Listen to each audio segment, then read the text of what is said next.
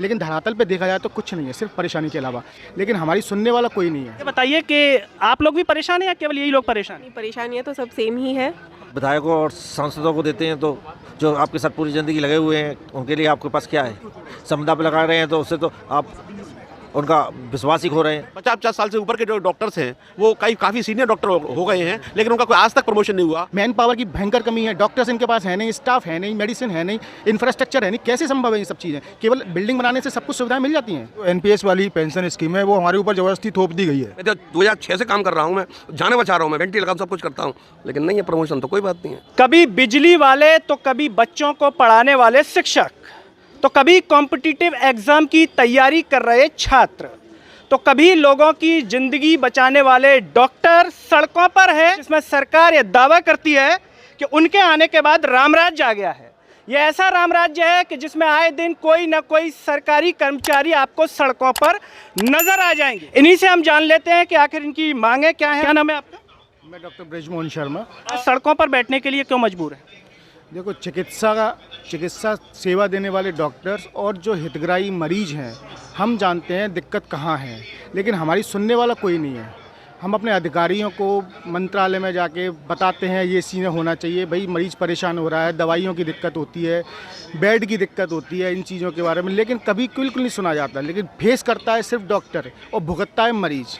लेकिन वहाँ तो बिल्डिंगें बना के ये कह दिया था हमने ये अस्पताल खोल दिया, हमने 400 बेडेड, हमने 600 बेडेड, लेकिन धरातल पे देखा जाए तो कुछ नहीं है, सिर्फ परेशानी के अलावा।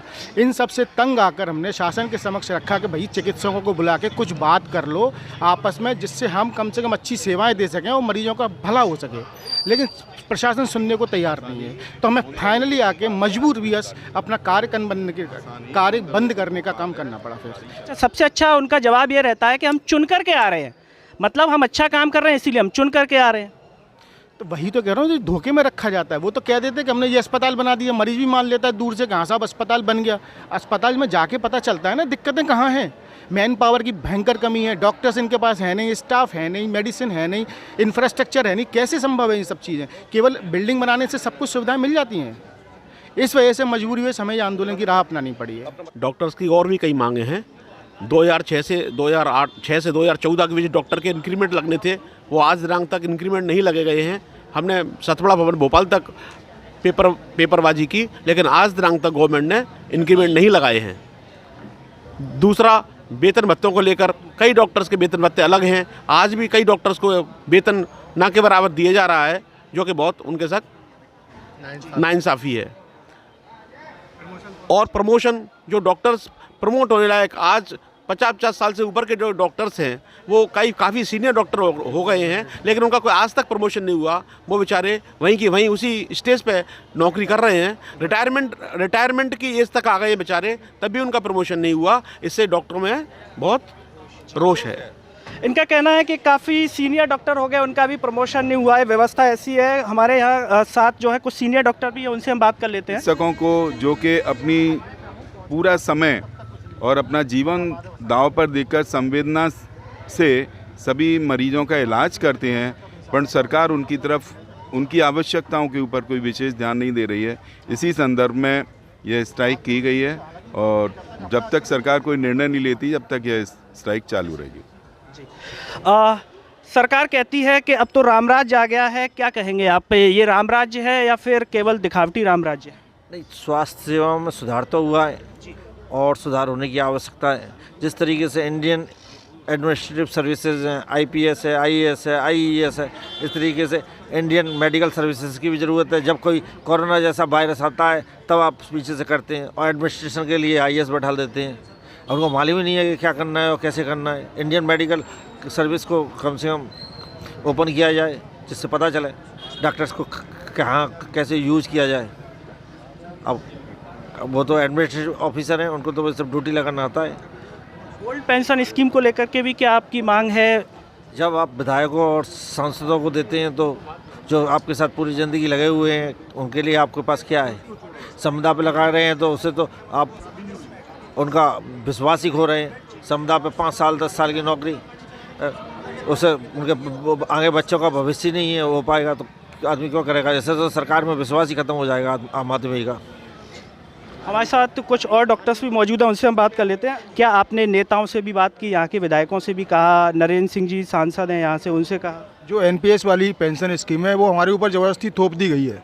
सन 2005 के बाद से जो भी नियुक्ति हुई है रेगुलर, उनको ओल्ड पेंशन स्कीम नहीं मिल रही है। और एनपीएस का लोगों को पूरी इतनी जानकारी भी नहीं है कि हमें क्या मिलेगा, हमारा पैसा कहाँ है, कितना पैसा है। आप कभी ज़रूरत पड़ने पर उसको निकाल भी नहीं सकते हो। तो उसके लिए हमें रोष है और ओल्ड पेंशन स्कीम फिर से चालू करना चाहिए।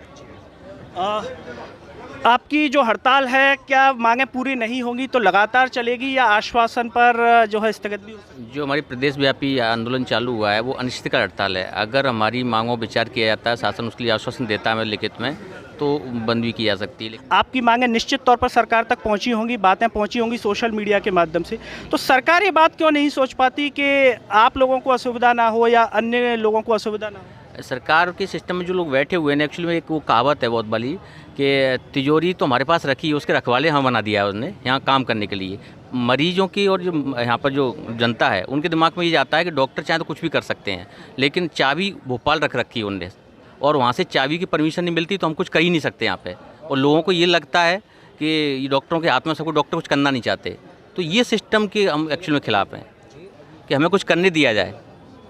तो ये क्या लगता है आपको, अभी चुनाव भी है इस साल, तो आपकी मांगें पूरी हो पाएंगी चुनाव के चलते या फिर नहीं होगी? क्योंकि सबसे बड़ा जो सत्ता पक्ष में सरकार में है वो ये जहन में कि हम तो जीत के आते हैं, फिर से सरकार बना दी, गिर गए, उसके बाद भी जीत गए। अच्छा, ज़्यादा वोटों से जीते तो उन्हें लगा कि इस बार हम और अच्छे से जीतेंगे। जी, देखो सरकार तो जीत जाती है, लेकिन क्या होता है, डॉक्टरों की भावनाओं को कोई नहीं समझ पाता।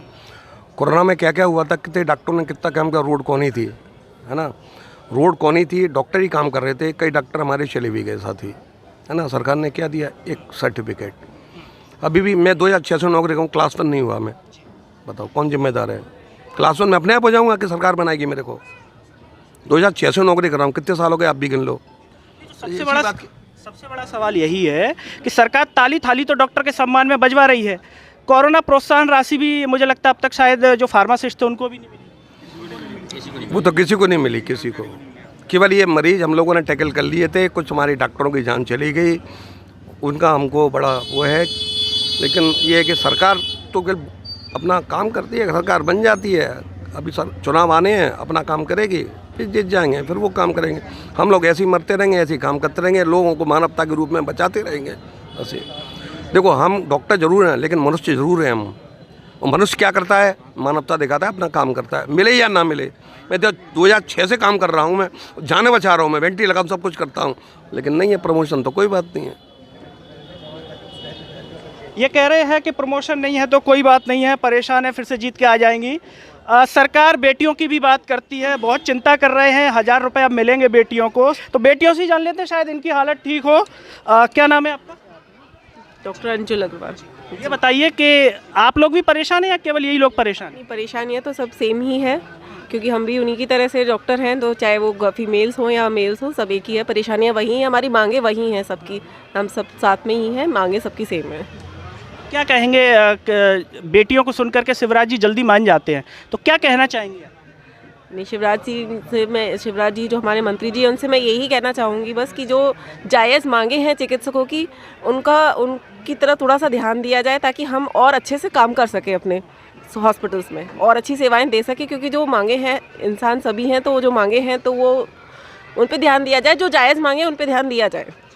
आपने कहा जायज़ मांगे, तो कुछ ऐसी भी मांगे हैं जो नहीं होनी चाहिए? नहीं, हमारी सारी मांगे जायज़ है, वही रखी है रखी वही है हमने, इसलिए। आपका व्यक्तिगत अनुभव क्या है, आपको क्या लगता है कौन सी मांगे जो है उनको विशेष रूप से ध्यान देना चाहिए? विशेष रूप से ध्यान देने वाली एक तो प्रमोशन वाली हैं, जो इतने सालों से डॉक्टर्स काम कर रहे हैं, 10-20 सालों से जो भी काम कर रहे हैं, उनका प्रमोशन अभी तक नहीं हो रहा है, तो उस पर विशेष रूप से ध्यान दिया जाए। और दूसरा ये है कि जो चिकित्सकों के काम में जो हमारे ऊपर हस्तक्षेप किया जाता है, जो कि चिकित्सक नहीं हैं, उनको जिस चीज़ की नॉलेज नहीं है, फिर भी उस पर जो हस्तक्षेप किया जाता है, तो उन अधिकारियों को अगर डॉक्टर्स में से ही बनाया जाए तो ज़्यादा अच्छा रहेगा। तो इनका कहना है कि इनकी जायज़ मांगों को मध्य प्रदेश के मुख्यमंत्री शिवराज सिंह चौहान विचार करें और उन्हें पूरा भी करें।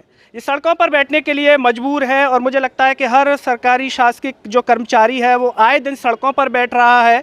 मध्य प्रदेश के मुख्यमंत्री शिवराज सिंह चौहान अपने राम राज्य को देखें, ये आपका राम राज्य है और इस राम राज्य में डॉक्टर भी इस स्थिति में आ गए हैं। सोचिए एक ऐसा प्रोफेशन जिसको समय पर मरीजों की सेवा करना चाहिए वो सड़कों पर बैठा हुआ है शिवराज सिंह चौहान जी की सरकार में, जो कि 15-17 साल से ज़्यादा का शासन कर रही है।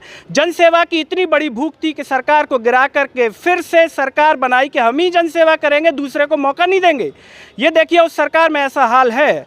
मध्य प्रदेश के मुख्यमंत्री शिवराज सिंह चौहान जी अगर इस कार्यक्रम को देख रहे हैं तो डॉक्टरों की मांगों पर विचार करें, उन्हें पूरा करें और अगर पूरा नहीं कर सकते हैं तो कम से कम एक अच्छा उदाहरण पेश करें कि अपने मंत्री विधायकों की पेंशन को भी खत्म कर दें और कह दें कि देखिए हमने इनको भी खत्म कर दिया है। मध्य प्रदेश के नागरिक इस कार्यक्रम को देख रहे हैं तो इस पर आपकी क्या राय है वो कमेंट बॉक्स में ज़रूर बताएं। इस वीडियो को हर जगह शेयर करें। अगली वीडियो में आपसे फिर होगी मुलाकात, तब तक के लिए मुझे दीजिए इजाज़त। नमस्कार।